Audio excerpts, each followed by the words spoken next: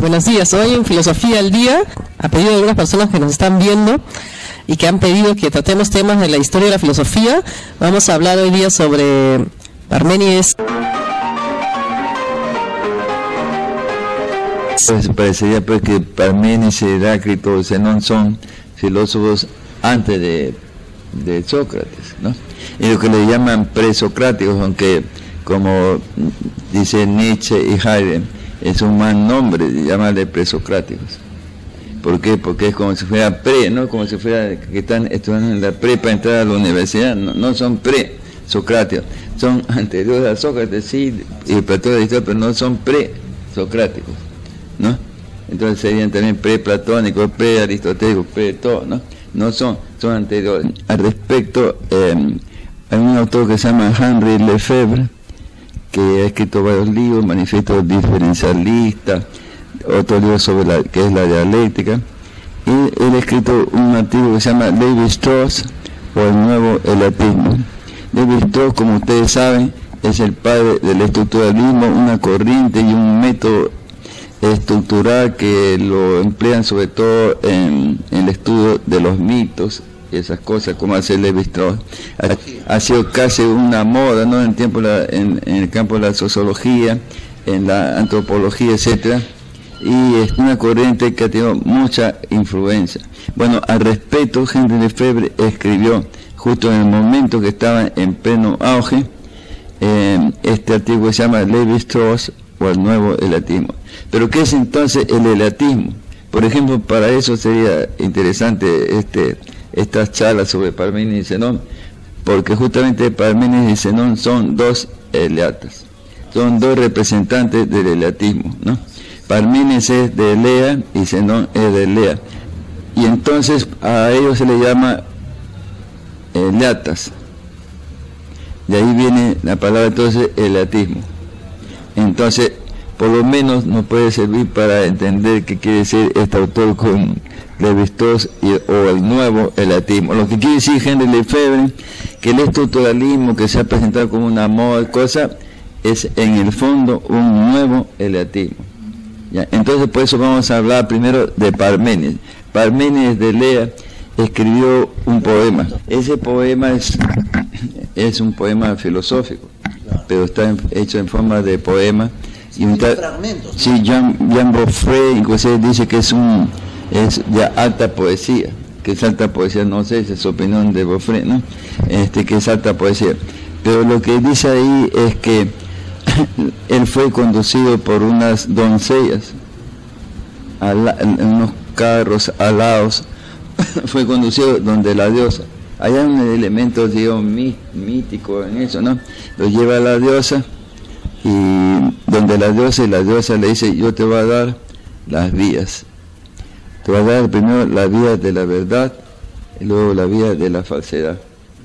Y la vía de la verdad es el ser es y el no ser no es.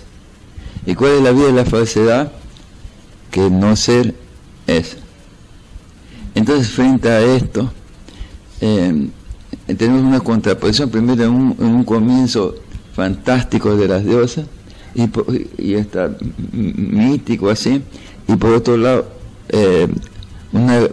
una posición, digamos, muy lógica, que lo que dice la diosa, la vida y la verdad, es que el ser es y el no ser no es, o no es posible no ser, y que la vida de la falsedad es que el no ser es. Eso es pura lógica. Claro, pero en este caso, como dice, es pura lógica, entonces es la abstracción de las cosas.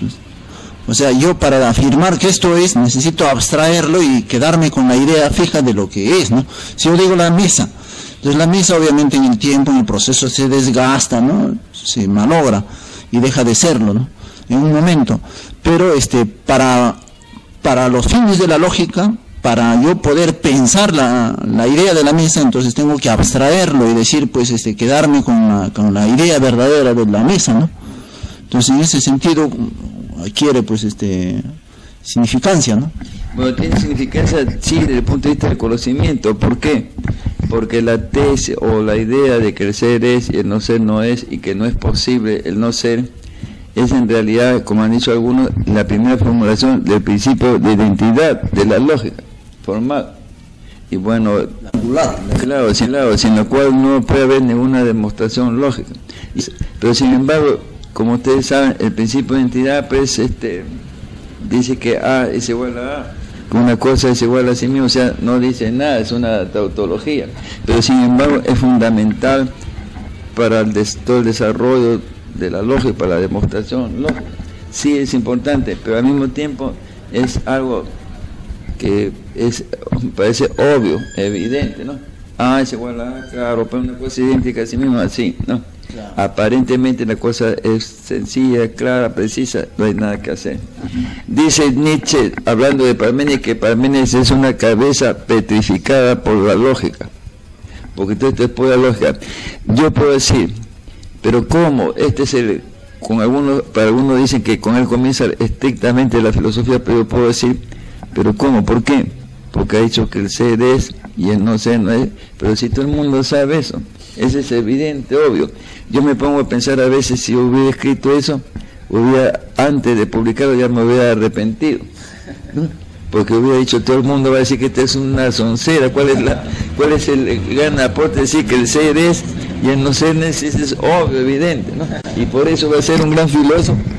Bueno, Popper en el libro El mundo de Parménides sugiere que Parménides habría llegado a postular eso que parece obvio, a partir de que se da cuenta de que los sentidos nos engañan y que no es verdad que el sol le da vueltas a la Tierra, sino que observando la Luna habría llegado a la conclusión de que si los sentidos nos engañan y eso que vemos no es, entonces el movimiento no sería más que una mala comprensión de la mente. Lo interesante de Parménides es que él no se ha limitado a decir el ser es y el no ser no es, que en esa formulación, si se hubiera quedado ahí, se hubiera quedado en una frase, ¿no? Hasta obvia, pero él lo que ha hecho es sacar conclusiones. Si el ser es y el no ser no es, entonces el ser es eterno, es una primera conclusión, porque si el ser no fuera eterno tendría un principio y tendría un fin. Pero si tiene un comienzo, antes de ser, tendría que haber habido ¿qué cosa? El no ser. Pero como ha dicho que el no ser no es o no existe, no puede tener un comienzo. Tampoco puede tener un fin, porque si tuviera un fin pasaría del ser al no ser. Pero como antes ha dicho que el no ser no es o no existe, no puede tener un fin. Y lo que no tiene comienzo ni fin es eterno.